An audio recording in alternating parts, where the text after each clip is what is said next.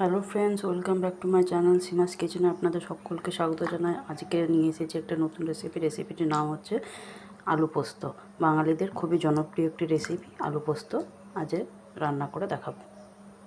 আলু পোস্ত রান্না করার জন্য আলুগুলোকে প্রথমে এইভাবে কেটে নিয়েছি, কেটে ভালো করে জলে ধুয়ে নেব।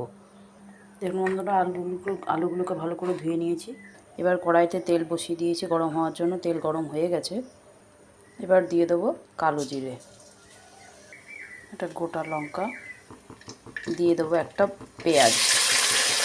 পেঁয়াজটা অপশনাল, আপনারা পেঁয়াজ দিতেও পারেন, নাও দিতে পারেন। আমি পেঁয়াজটা দিয়েছি কারণ পেঁয়াজটা দিলে আলু পোস্তের মধ্যে ফ্লেভারটা ভালো ওঠে, ওই জন্য পেঁয়াজ দিয়েছি। একটা বড় সাইজের পেঁয়াজকে কুচিয়ে নিয়েছি। দেখুন বন্ধুরা, পেঁয়াজটা যখন একটু সেদ্ধ হয়ে আসবে তখন দিয়ে দেবো একটা টমেটো, কুচিয়ে রেখে টমেটো দিয়ে দিলাম। এবার তাতে দিয়ে দেবো আলু, সামান্য নুন দিয়ে নাড়িয়ে চাড়িয়ে ঢাকা দিয়ে দেবো।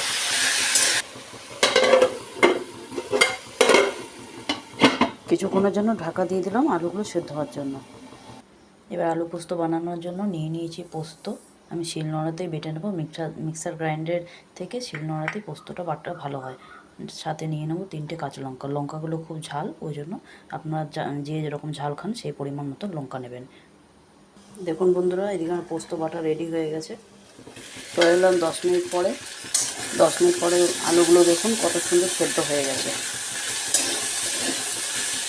এবারে দিয়ে দেবো বেটে রাখা পোস্ত আর লঙ্কা পেস্টটাকে দিয়ে ভালো করে নাড়িয়ে নেব।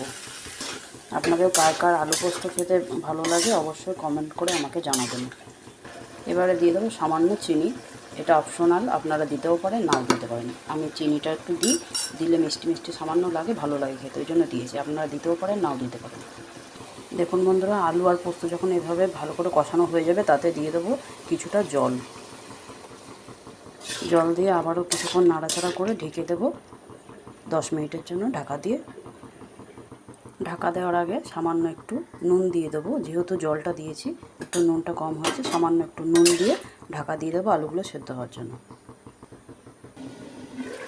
চলে এলাম 10 মিনিট পরে। দেখুন 10 মিনিট পরে আলুগুলো কত সুন্দর সেদ্ধ হয়ে গেছে।